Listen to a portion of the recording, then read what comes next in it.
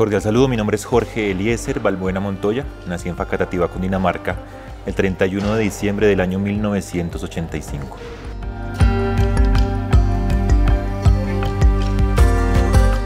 Bueno, yo creo que el logro más importante es que te llamen poeta, ¿no? Ya es que reconozcan tu oficio, tu labor. Y así es, yo creo que en muchos lugares, incluso colegios donde llego a trabajar, donde estoy, lo primordial es que soy poeta. Y eso es algo que me llena siempre de orgullo, porque llevar ese baluarte es muy significativo, ¿no? La memoria de la humanidad del ser poeta pues tiene una carga simbólica maravillosa, y creo que es así, ese es mi mayor honor, mi mayor orgullo y mi mayor alegría de mi vida, es ser reconocido como desde mi oficio, desde lo que amo. Y yo creo que lo más significativo ha sido, por supuesto, lograr proyectos, lograr acciones que han mejorado y han generado interés por la palabra en mis grupos a donde he tenido la posibilidad de acceder. Yo creo que en los grupos de niños donde he trabajado, en las comunidades o barrios donde he llegado, me he visto reflejado en mi proceso.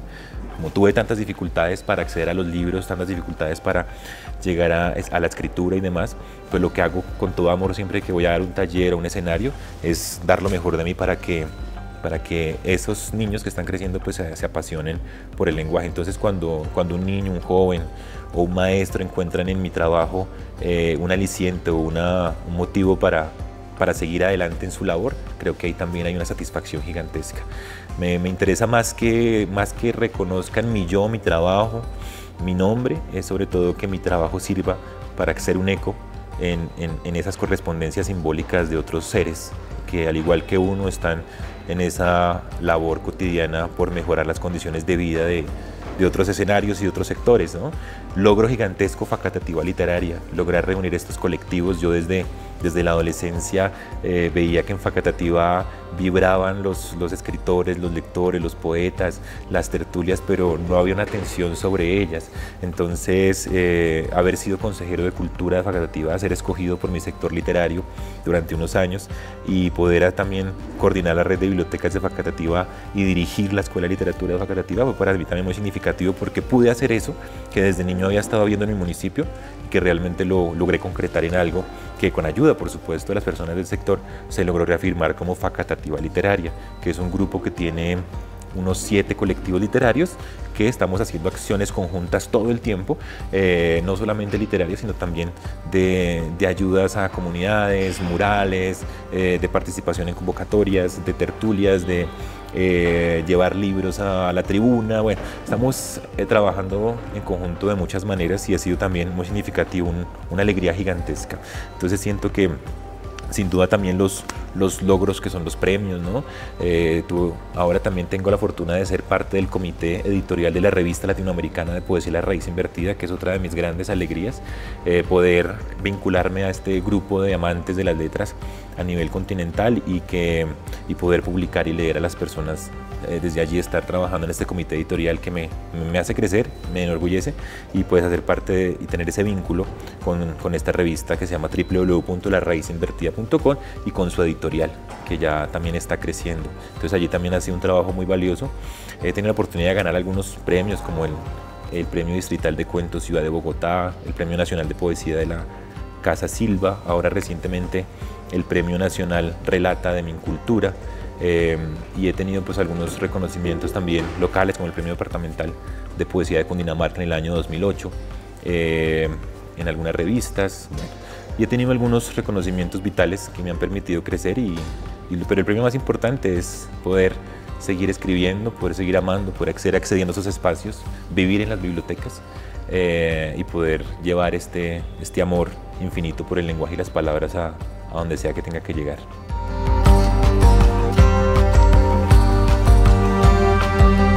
Bueno, yo creo que el desafío más importante, sobre todo, asumir, pues digamos, este oficio. No es sencillo pues uno vivir de la escritura, sobre todo cuando hay que hacer otras cosas, ¿no?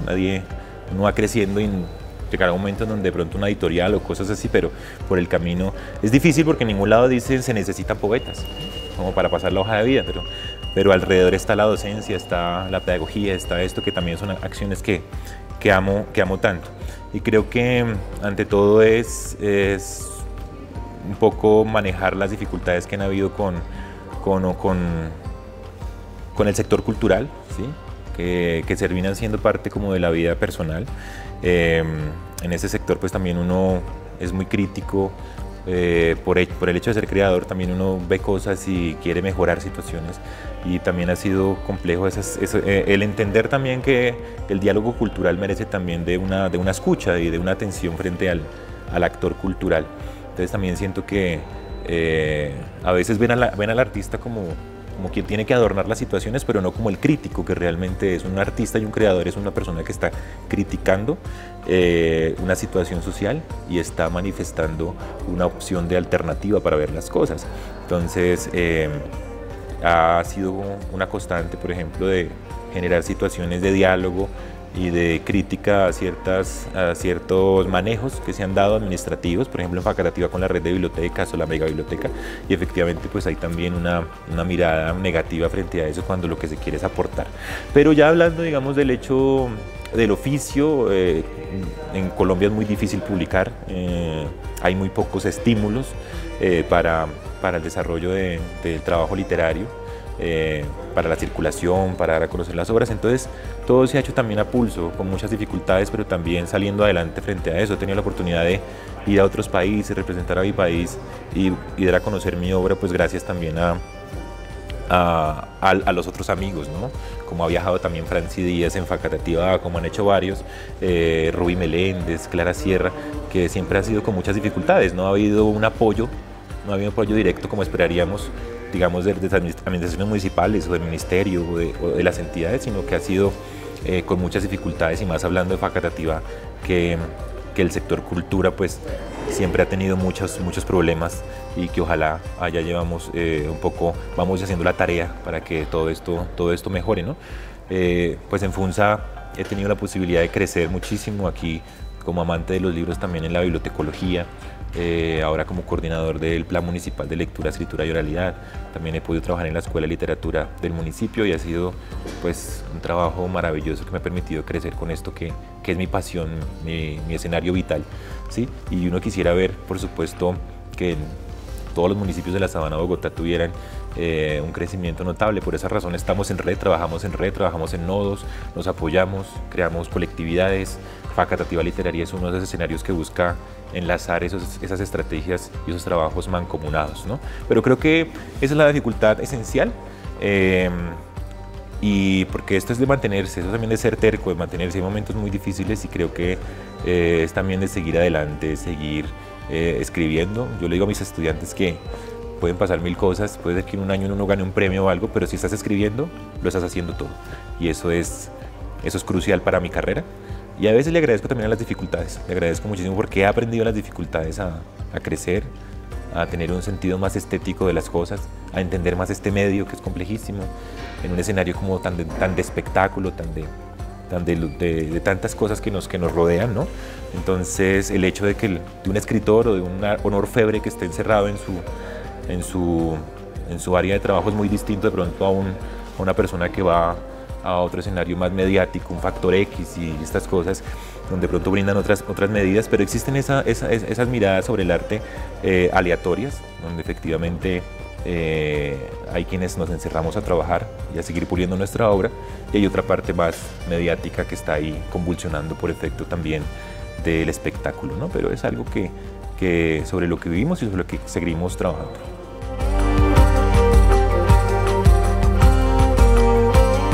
Yo en Cundinamarca, yo he leído a los autores cundinamarqueses y todos han sido maravillosos, pero debo decir que en el municipio está Javier González Luna, que es un poeta facatativeño que nació en 1949, murió en el año 2009,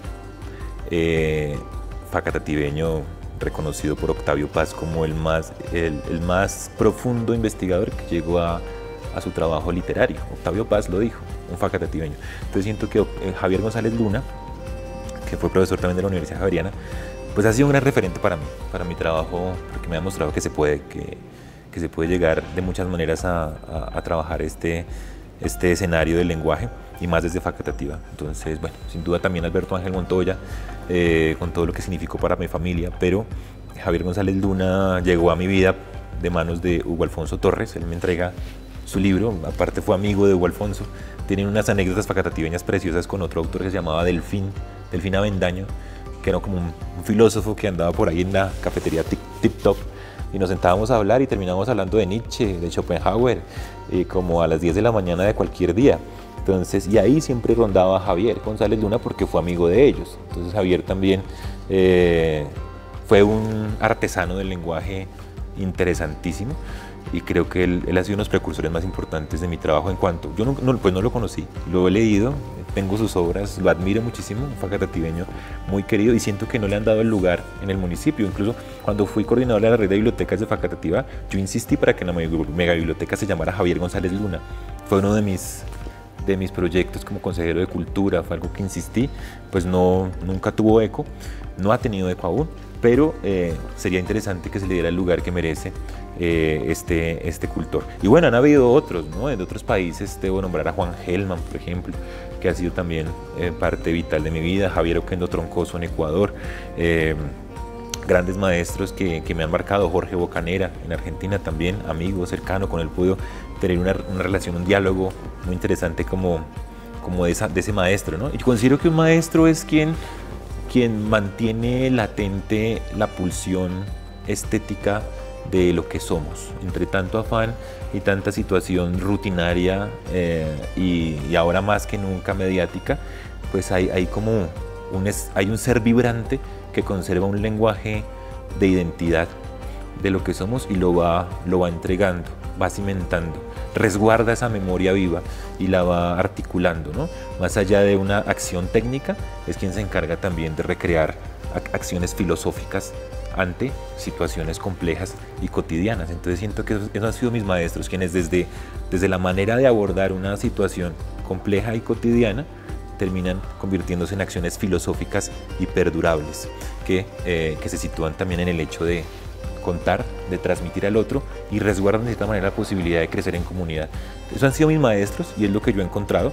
Son quienes me han enseñado de manera indirecta las cosas, como Luis Eduardo Rosso, de hacer un jardín en el ITIF termina convirtiéndose en una acción vital, una acción de vida, ¿no? Y filosófica, ¿sí? De ver una piedra gigantesca en el municipio termina convirtiéndose en una acción filosófica, ¿no? Entonces, esos han sido los grandes maestros y son los que conservan y perduran, y sin duda, por supuesto, me falta muchísimo para llegar a ese nivel, falta muchísimo para llegar a ser un maestro. Agradezco, por supuesto, a Mauricio Calle, a todo su equipo grandioso de esta labor, FolklorNet, que sin duda están haciendo una labor majestuosa y que tendrán todo el apoyo, por supuesto. Y qué bueno que a esta edad no le digan maestro, pero claro, todavía falta mucho. He podido tener la oportunidad, más desde mi pasión, desde la infancia, de querer que en el municipio se ha reconocido esto que ha sido vibrante siempre. Antes de que yo naciera, las tertulias en el municipio son un ícono. Y si vemos, en Facatativá es rica en literatura, en colectivos literarios. Creo que no hay otro municipio alrededor en la sabana de Bogotá que tenga tantos colectivos literarios como los tiene Facatativá. Y es algo que se ha hecho con la gente, con las comunidades, con las calles, con los grupos de mujeres, con las juntas de acción comunal, con cosas así, con la pequeña biblioteca del barrio Paraíso. Entonces, todo eso ha sido un trabajo de muchas manos, que de repente yo lo que hice fue articular y hacer resonancia, como decir, esto nos pertenece, somos esto, vamos a valorarlo. Y eso va creciendo como Facatativá literaria, pero hay maestros, hemos sido todos realmente.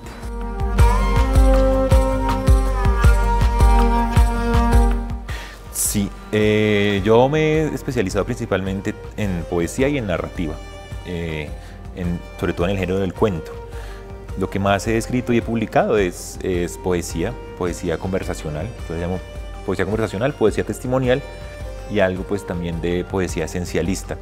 Es lo que yo he venido trabajando. Una lírica que deviene más de la apreciación del ritmo más que de la rima, y en sí con un trabajo más desde la musicalidad de las palabras y la construcción de las imágenes, ¿no?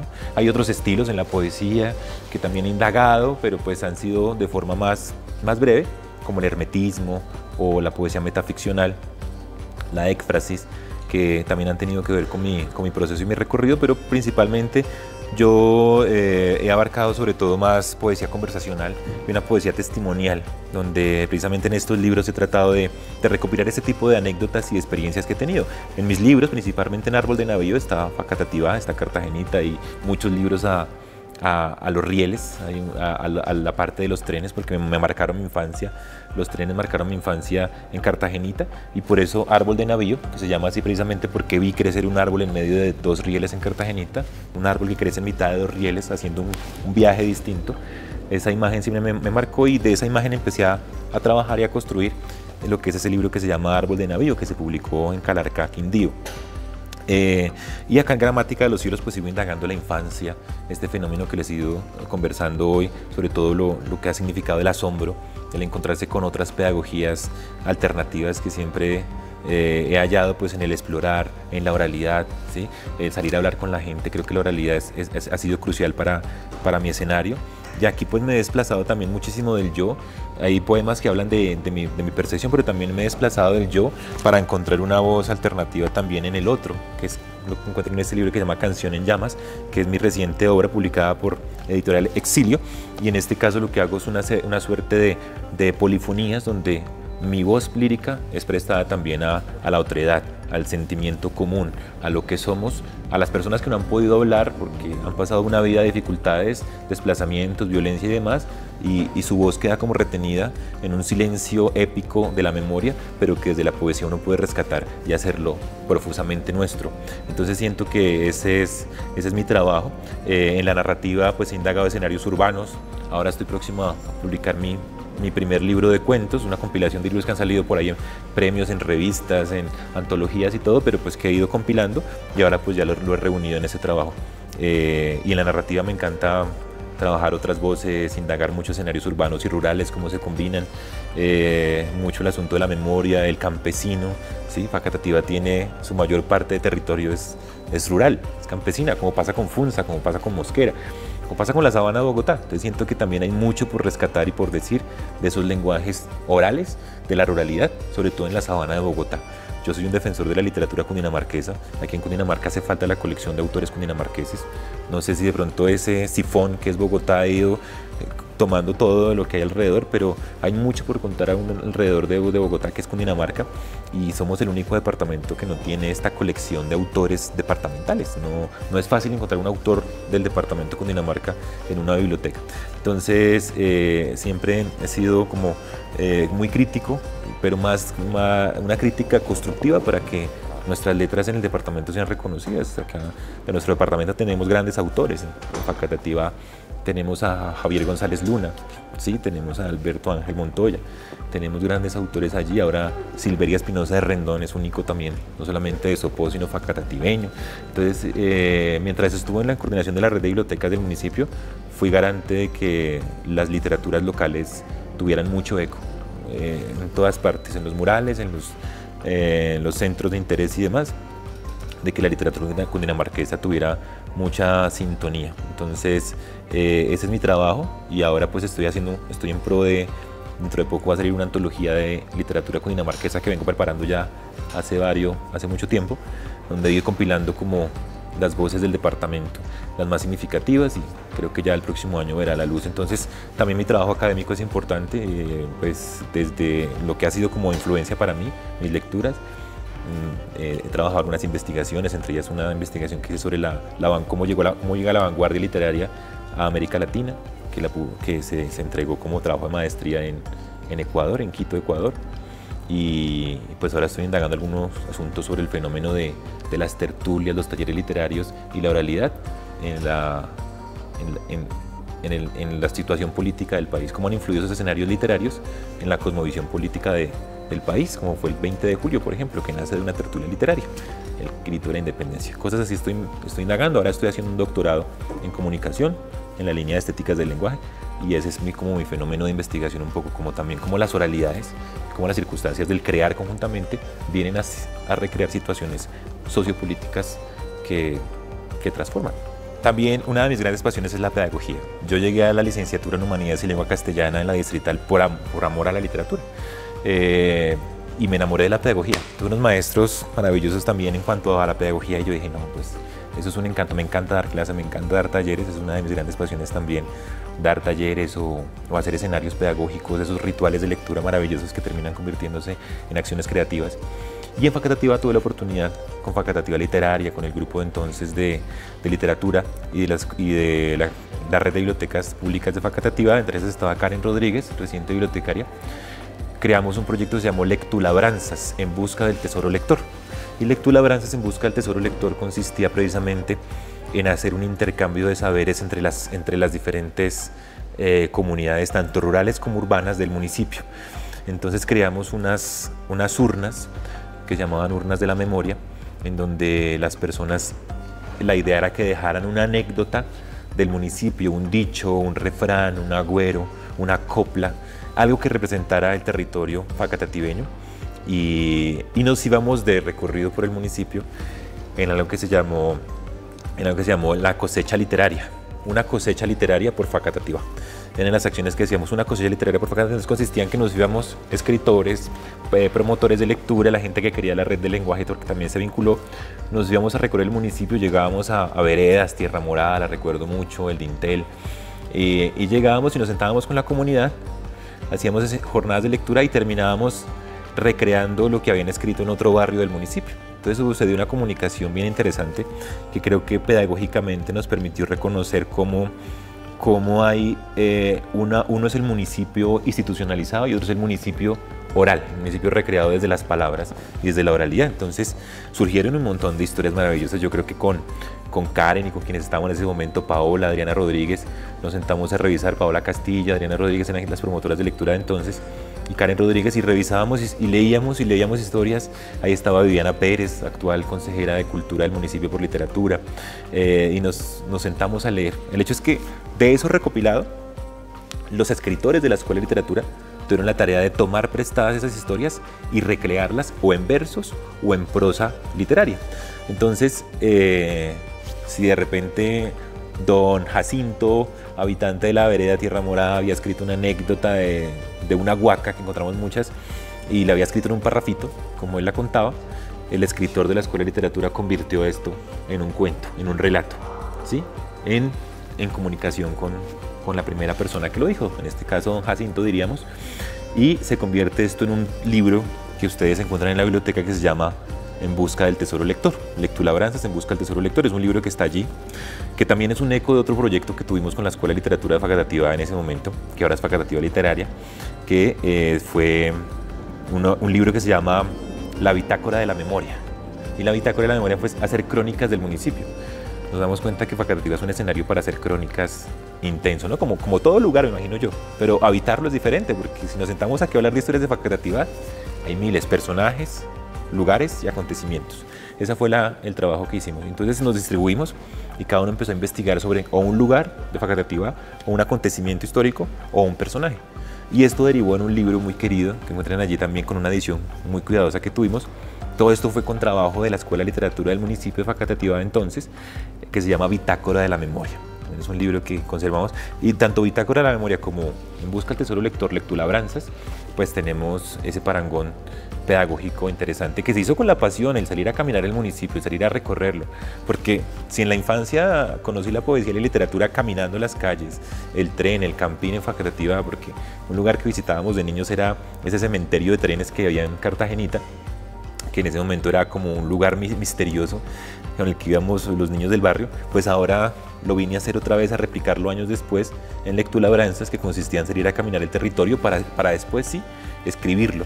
Tuve la oportunidad de tener un semillero de niños escritores en el municipio, que ahora pues lo está trabajando la maestra Clara Sierra, y ese semillero de niños escritores en Facatativá, del cual salió un Santiago Pérez Gutiérrez, que ya se considera escritor, y que en ese momento con ese semillero de escritores hacíamos un juego muy interesante que consistía en salir a atrapar poemones.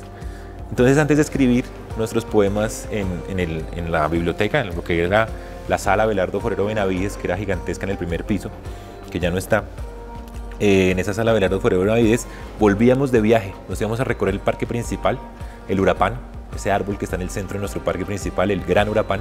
Observábamos el urapán y atrapábamos poemones alrededor de él, algo que nos dijera la forma como, qué mensaje nos está dando su postura, su mirada, a qué huele, cómo nos ve, qué siente, cómo respira el urapán.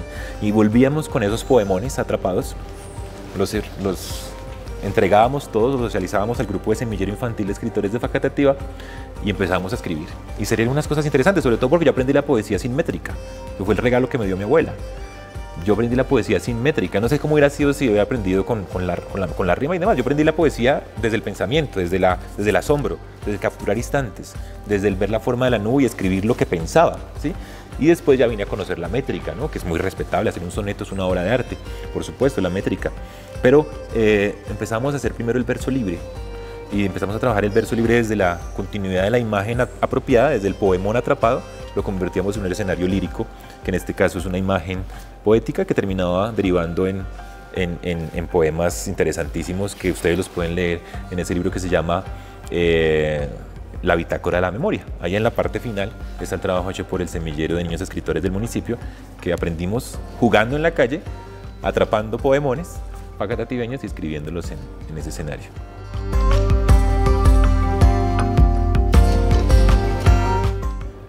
Bueno, hay varios, ¿no? Hay varios, pero debo decir que sin duda el primer momento de acercarme a la poesía fue mi abuela Sagrario Montoya, que en Facatativá, en Cartagenita, teníamos un juego particular que consistía a los 6 años de edad en que ella se encerraba en la casa a arreglar, y para evitar que yo estuviera por ahí tumbando cosas y desordenando y haciendo travesuras, ella me enviaba al patio y me decía que en el patio habían tesoros.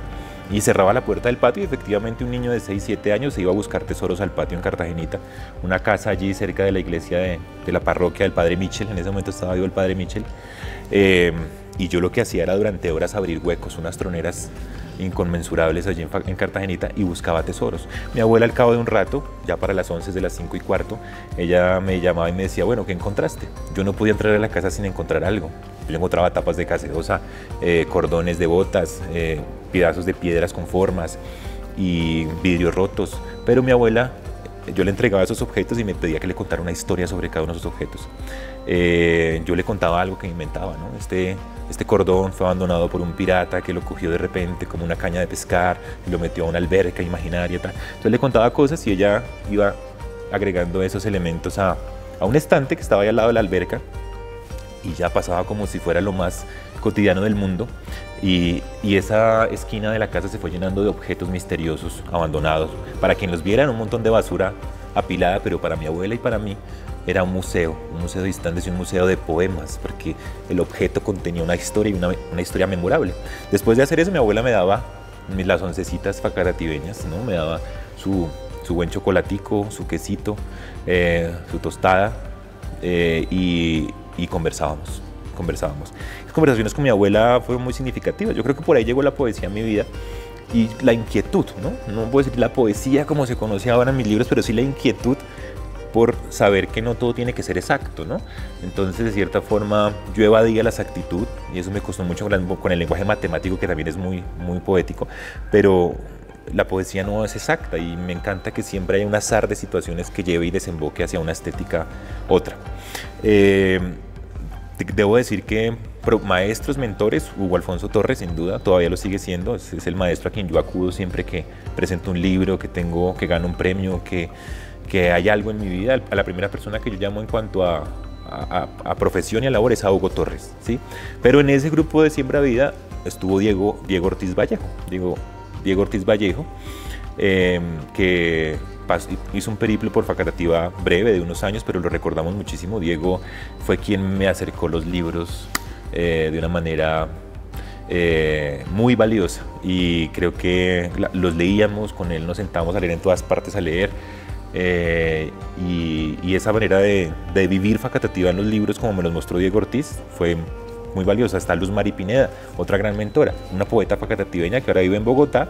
Luz Mari Pineda también fue mi primera correctora, porque con Diego viví la calle, y con Diego viví la profusión lírica en el asombro de cotidiano, y con Luz Mari viví el texto, la corrección de estilo, el cuidado por la palabra, la mesura por el lenguaje. Ella me iba prestando los libros poco a poco, y ella me iba diciendo un proceso de lectura de Machado, pasaba a Vicente Alexandre, a Federico García Lorca, y ella me fue prestando los libros de una manera muy, muy cuidadosa. Conocí también en Facatativá a Isabel Muñoz, hija de Aicardo Muñoz.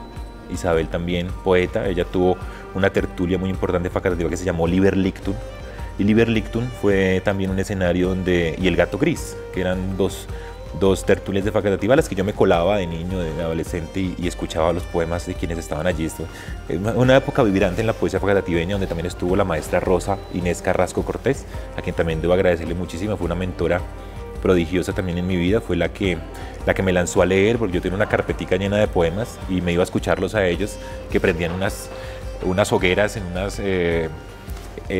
unas ollas grandotas y prendían unas hogueras, y me iba a escucharlos en una tertulia que se llamaba Los Poetas de la Luna. Los Poetas de la Luna se hacían ahí en el Parque Santa Rita, y ahí ellos leían, y entonces en una de esas Rosa Carrasco me llama, yo estoy sentado allá con mi cara de niño amante de las letras, y me dice: ven, tú eres poeta, vas a leer esta noche. Yo paso temblando, tenía muchos nervios, porque aparte siempre he respetado mucho el oficio de la palabra, y lo que hago es leer esa noche. Y esa noche para mí fue muy importante, porque esa noche leí mis primeros poemas frente al mundo. Yo sentí que frente al mundo, y ahí se me abrieron muchas puertas porque adquirí una confianza. Entonces hay unos mentores también importantes allí desde Facatativá. Luis Eduardo Rosso León, sin duda, fue un puente, y ahora he descubierto que para muchos, ¿no? Para muchos ha sido un puente vital. A mí simplemente me cogió de la manito, me puso aquí, me puso allá, pero para mí eso fue importantísimo, ¿no? Y sabía lo que estaba haciendo, ¿no? Un gran maestro. Él sabía lo que estaba haciendo. Con el tiempo uno sabe diferenciar quiénes son y quiénes no, y quizá en ese momento no tuve la oportunidad de agradecerle. Después tuve la oportunidad de hablar cuando vivía en Ecuador. Pude hablar con el maestro Rosso, lo llamé por teléfono, fue la última conversación que tuvimos, y él me compró mi libro. Le hice llegar mi libro a su casa, me felicitó, me leyó un poema después cuando tuve el libro en voz alta. Nunca olvido ese momento, porque él me llama y toma el libro cuando le llega y me lee un poema mío en voz alta, ¿no? Es algo muy significativo, realmente. Y Facatativá tiene ese esplendor de tener muchos maestros. Ahora pues tenemos un grupo que se llama Facatativá Literaria, que reúne colectivos, y ahí también hay amigos cercanos, colegas que hemos aprendido, a quienes también admiro y quiero muchísimo, y sé que ahí también hay trabajo. Ya en la universidad, pues por supuesto conocí maestros, conocí amigos. Ahora hay que nombrar a Henry Alexander Gómez, a Gelman Pardo, a Jonathan Herrera, que han sido parte de mi vida, también de mi recorrido. Está también Carlos Guevara, un profesor que tuve en la universidad, que me dio ese impulso notable cuando estuve en la Universidad Distrital. Y bueno, en el camino he encontrado muchas personas, pero principalmente en Facatativá, yo creo que son estos seres a quienes admiro tanto.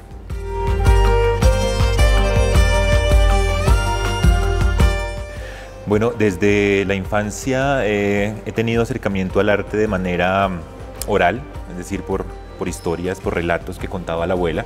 Principalmente yo viví 10 años, toda mi infancia la viví en el barrio Cartagenita, es decir que las primeras imágenes en torno al arte, a la estética, a la lírica, fueron en este escenario. Mi abuela, prima de Alberto Ángel Montoya, un sonetista colombiano muy reconocido del siglo XX, pues guardaba unos textos, unos manuscritos, tanto de ella como de otros autores, y me facilitaron acercarme primero a la musicalidad de las palabras. Mi abuela tenía la costumbre en esas tardes facatativeñas luminosas de Cartagenita, leerme versos, y lo primero que hice antes de aprender a leer fue acoplarme con la musicalidad de las palabras, que fue lo que me enamoró, el lenguaje como una orquesta viva, y desde ahí empecé a tener esa inquietud por la música de las palabras principalmente. Empecé a leer fragmentos de los libros que estaban por ahí guardados, que había heredado mi abuela de Alberto, y empecé como a leer estos fragmentos. Posteriormente, pues el colegio, sin duda, la familia, hacen parte de este recorrido. Yo estudié en la escuela, en el Colegio Cartagenita, fueron mis primeras letras, y allí conocí pues a mis primeros profesores. Recuerdo mucho a la profesora Joana, a la profesora Carmen Sacano, que fueron quienes me vincularon a ese acercamiento a la literatura. Yo en los descansos o en los recreos, como lo llamábamos, prefiero la palabra recreo, iba al espacio de la biblioteca allí en Cartagenita, que era un espacio que estaba lleno de mapas y libros empolvados, y ese era el lugar donde yo pasaba algunas horas del recreo y me encantaba estar en ese escenario. Esa fue mi infancia. Por supuesto, mis padres, mi mamá Gladys, mi padre Eliezer, me brindaron también muchas herramientas. Recuerdo que mi papá me regaló mi primer libro, porque en ese momento era muy difícil acercarse a los libros. Mi casa no tuvo muchos libros realmente, pero mi padre un día llegó de Bogotá, compró en un bus intermunicipal un libro ilustrado que se llama Sinbad el Marino.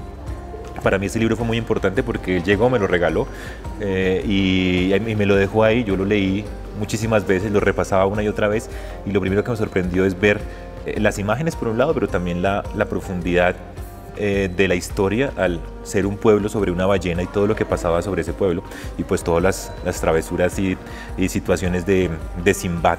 Entonces desde ahí creo que empecé a enamorarme un poco más por la literatura. Tenía esa inquietud. Recuerdo que de niño tuve un cuaderno que se llamaba Pensamientos, no eran poesías. Yo vine a entender que escribía poesía hacia los 12, 13 años, cuando ingresé al grupo de teatro Siembra Vida en Facatativá, que ya entendí que se trataba de poesía. Pero antes de eso tenía unos vínculos con el lenguaje muy apasionados. Leía fragmentos sueltos de los libros, rara vez leía libros completos, me saltaba de un libro a otro, como es la poesía finalmente, fragmentos de situaciones y de instantes. Y así me fui acoplando con ese escenario que sentía que de algún modo me iba perteneciendo poco a poco. Lo fui viendo de forma ajena, pues porque no tuve la cercanía con los libros que han tenido de pronto otros intelectuales de la historia, pero sí empecé a darme cuenta que me pertenecía cuando ya cogí la confianza en el teatro principalmente. El maestro Luis Eduardo Rosso León, tengo que nombrarlo aquí sin duda. Yo entré al grado sexto del Colegio Técnico Industrial, Instituto Técnico Industrial de Facatativá, el ITIF. Yo ingresé, salí de la escuela Rafael Pombo en quinto grado, ingreso al ITIF y me encuentro con el maestro Luis Eduardo Rosso León. Él es quien empieza también a brindarnos una forma de acceder a los libros muy diferente a la que conocía, que ya es un poco más reflexionada, ¿no? Con él leímos Carta García, y sobre todo con él vine a entender la importancia del símbolo en el pictograma. Por eso yo amo tanto Facatativá por ese sentido, porque fue con Luis Eduardo Rosso León que él nos llevaba unas fotocopias donde estaban los pictogramas y nos ponía a analizar. Es decir, la tarea era analizar pictogramas, es decir, un texto vivo, imágenes que estaban ahí, y de repente surgía la poesía, que era el hecho de interpretar y de reclamar un asombro en esos textos perdidos de nosotros mismos en otras épocas, ¿no? Entonces creo que por ahí también devino una suerte de lenguaje, de lenguaje poético. Entonces la poesía me fue llegando como un rompecabezas por fragmentos, digo yo, pero me fue fue creando. Y con Luis Eduardo yo tuve la oportunidad de prestar el servicio social. Yo hice el servicio social fui guía de Luis Eduardo Rosso en las piedras del Tunjo, cuando se llamaba así, piedras de Tunja, ahora parque arqueológico, y él nos llevaba, nos ponía a caminar todo el sendero, y en esas ocasiones él decía algo muy importante, y era: encuentren las formas de las piedras, dense cuenta que las piedras tienen formas diferentes como las nubes. Recuerdo mucho esa frase que me dijo Luis Eduardo Rosso León, porque sin duda yo aprecio mucho el lenguaje de esos textos celestiales, más en la parte de las nubes. Por eso escribí este libro que se llama Gramática de los Cielos, porque la forma de ingresar un poco a la poesía es por el juego. Y yo siempre he entendido que leer las nubes, ese juego que todos tenemos de niños, es una forma de leer poesía. Si se acuestan 4 amigos en el prado a leer la misma nube, van a encontrar 4 significados distintos. Eso pasa con la poesía. Si 4 personas leen el mismo poema, van a encontrar interpretaciones diferentes. Entonces los poemas son como las nubes, y esa frase de Luis Eduardo me quedó rondando mucho, porque fue como: observen las formas de las piedras, encuentren significados, se parecen mucho a las nubes. Y ya fue algo pasajero, una tarde de sábado prestando el servicio social con el sol vibrante de facatativeño a esas horas, pero son cosas que se quedan con el tiempo, ¿no? Yo ingresé al teatro, fue también gracias a Luis Eduardo que llevó un día al ITIF, llevó al grupo a Siembra Vida. Ellos entraron allí, estaba Leonardo Morales, que en paz descanse, un zanquero y teatrero callejero de Facatativá que quisimos y admiramos muchísimo.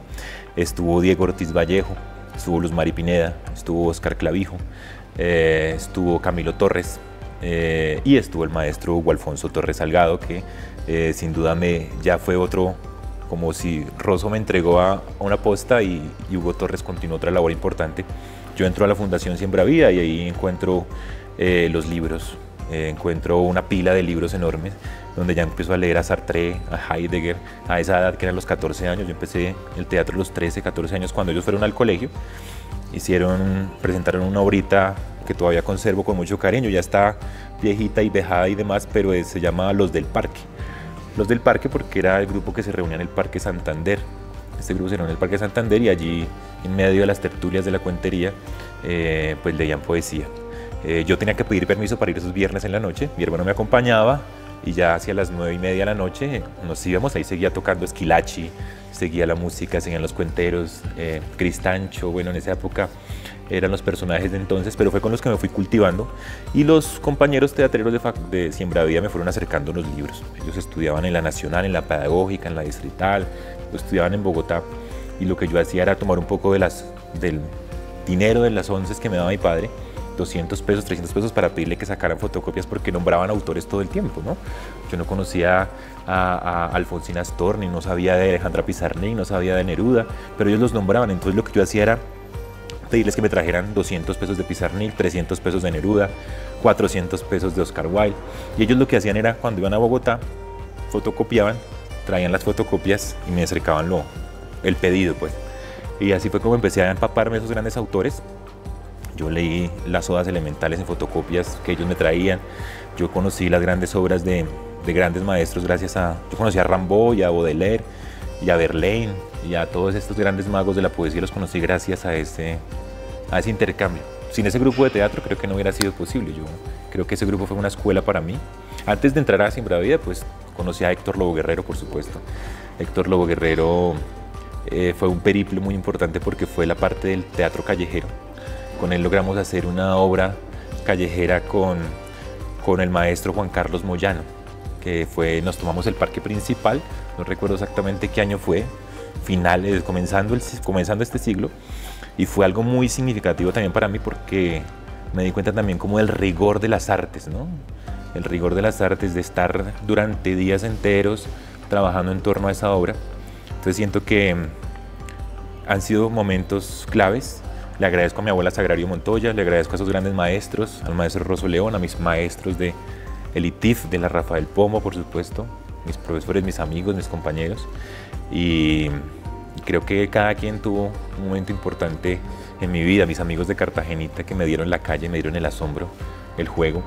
Y bueno, han sido momentos significativos en Facatativá. Yo aprendí a leer en Facatativá, siempre lo digo, aprendí a leer y a escribir en Facatativá. Y siempre llevo ese escenario vivo en mis entrañas.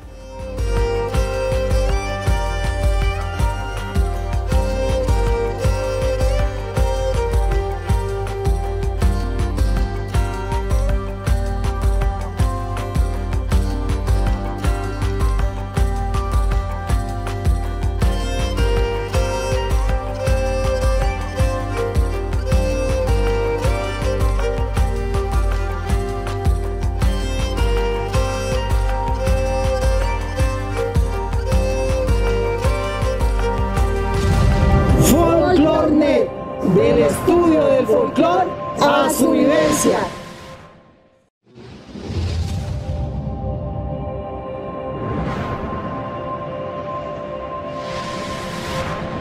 Folklornet, del estudio del folclore a su vivencia.